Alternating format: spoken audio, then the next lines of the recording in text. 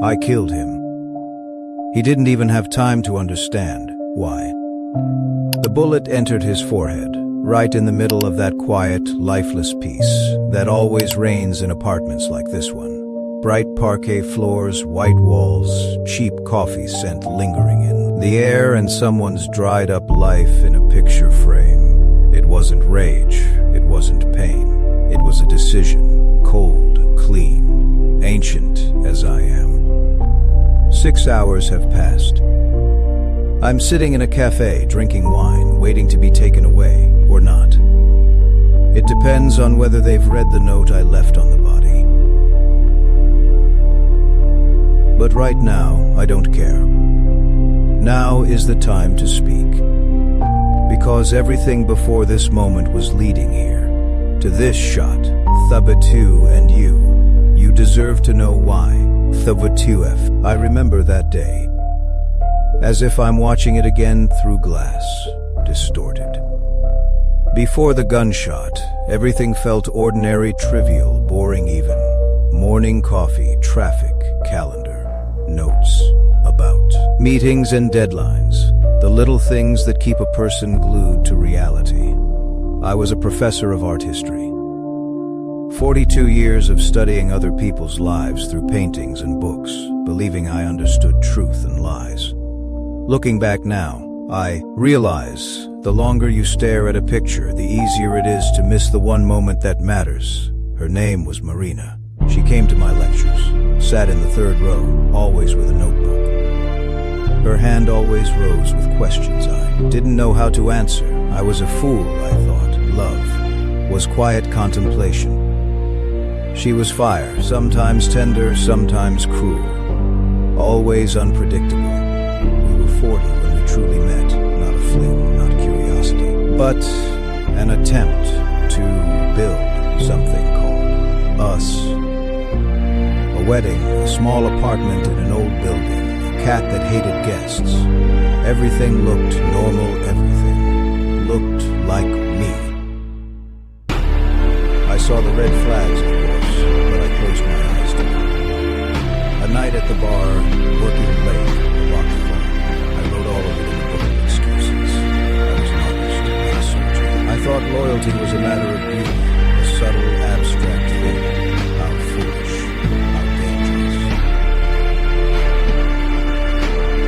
Arguments were theater. She feared responsibility. I feared emptiness. She hid in silence to me. I hid in word. But when someone has the talent to pretend, they hide truth behind masks so gracefully that you begin to believe the performance. And she played her role so well that even the performance became our reality. The turning point came from where I least expected, her phone. I'm not a spy.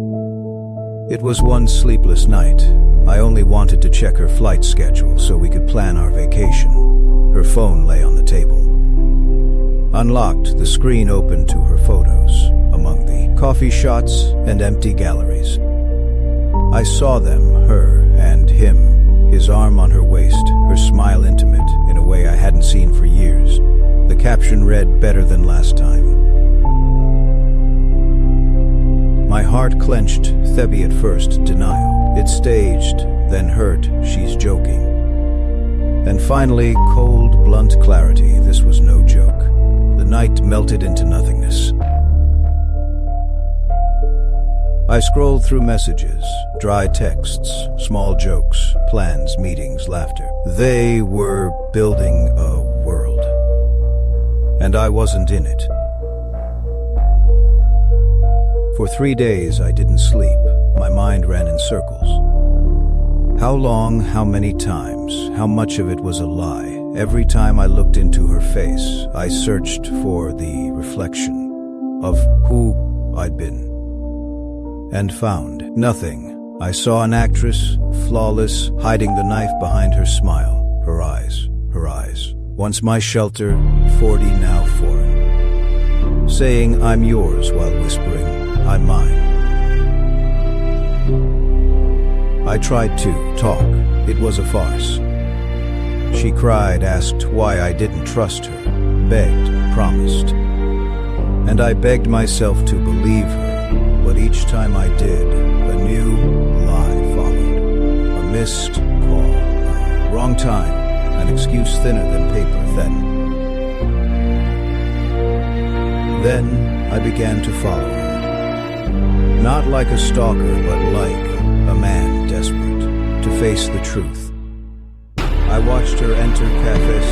I see laugh with her. Their texts, I saw him hold her hand, tighter than I ever had. I wrote down times, places, little details. Like evidence in a private trial. People would ask why. And I'd say, because you can't survive truth without looking it in the eye. Revenge didn't come in a storm. It grew slowly like poison in a vein. Every kiss they shared carved another scar. But I knew age changes nothing. I didn't want her death. I wanted her realization. I wanted her to understand that losing me meant losing the meaning of everything we'd built. So I began to plan, not murder, but consequence. I wanted the truth to haunt her, to echo in her dreams, to burn her from within.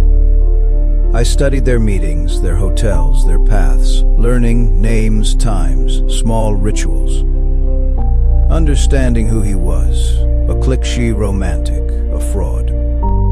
A man who said the right things at the right moment, nothing more. I didn't want to destroy him. I wanted to erase the illusion, to strip away the costume until only truth remained.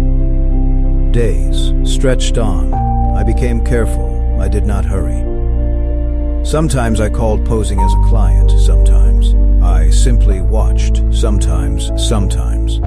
Late at night, I asked myself, maybe it's all my fault. Sometimes, maybe I deserved it. Self-blame is a comfortable coat for the weak, but I was not weak. Not weak. Knowledge gave me a strange strength. Each will go tomorrow. In their messages became a brick in a wall.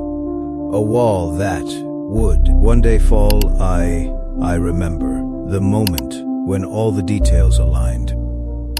An ordinary Thursday, she said. She'd be at a friend's. He said he would watch a movie. The symmetry of lies almost artistic. I contacted the management of a hotel. Not to send the police, but to find out which rooms were used by the hour. I arranged a fake meeting in my calendar. To be nearby, summoned, I bought a steel envelope, the kind she loved for its design, but instead of a ring. It carried a confession. What happened next? You know, I entered the apartment, and the bullet entered his forehead. The shot was not a beginning. It was the culmination of a long, dark composition. No relief. No triumph. Only the heavy chain of what had been done. Nothing breaks. Bad. Nothing revives what was lost. And then came the day, an ordinary Thursday. She said she'd be with a friend. He said he was watching a movie. The symmetry of their lives was almost artistic. Nearby, I bought a steel envelope, the kind she loved for its design. But instead of a ring, it carried a confession. You know the rest. I entered the apartment and the bullet entered his forehead. The shot wasn't a beginning. It was the final note of a long, dark symphony. No relief, no triumph. Only the heavy chain of what had been done. Nothing brings back the morning. Nothing revives what was lost. 6 hours later, I'm sitting in a café behind me, an empty chair, because I don't want to face people. I want them to see me not as a killer, not as a hero, but as a man still trying to understand himself. A notebook in my bag, my confession. A glass of wine in my hand, truth in liquid form, with a small aftertaste of courage. I wait, not out of impatience, but to see how the world pretends it's still normal. Can you ask forgiveness from the dead? No. He's gone. Can you ask it from her? She'll hurt, but pain isn't redemption. From myself. That's the hardest one. Sometimes I think I deserved it. Sometimes I think I could have chosen differently. But the choice is made, and the second act begins, the act of reckoning. He kept talking as if afraid of silence. Each sip of wine, another confession. There was no hysteria in his voice, only exhaustion, and that strange philosophical calm that comes when you've already lost everything. He said he learned one thing: when you're betrayed, you lose not just the person, you lose your time, your faith, and the version of yourself that could still love. After the shot, life didn't stop. It simply lost its value. Calls came. Messages blinked. People asked, "Where are you?" But he looked at the screen and saw only numbers, letters, codes, nothing human. Then came the news. They found her, sitting on the bedroom floor, clutching a bedsheet as if she could hide inside it, crying without sound. He felt no pity, only emptiness. The police arrived a day later. He did not hide. He didn't run. He simply opened the door and said, "I am ready." And in that moment, when the handcuffs clicked, he felt something pure honesty. But justice is strange. In prison, he learned revenge isn't an ending. It's a beginning. Every day, a mirror. And in it, he didn't see a traitor. He saw himself, his face, his shot, his story. Years later, he realized one truth. Pain can be survived, but meaning, once lost, can never return. The nights were long. Walls whispered the same questions. The cell smelled of rust and rain. He read, wrote, erased, rewrote, as if each word could lift the weight from his chest. Sometimes, in silence, he heard her voice, not words, just tone, the echo of what once felt like home. But every echo fades, and even guilt becomes routine, so he waited, not for freedom, but for the day when memory would stop hurting. He was released in spring. When the air still carried the scent of winter, the city was the same, but nothing in it felt the same. The café where they once sat together had a new barista. New music, only the silence between cups remained. He ordered coffee like before, and took out a crumpled piece of paper, her last letter from court. "I forgive you," it said.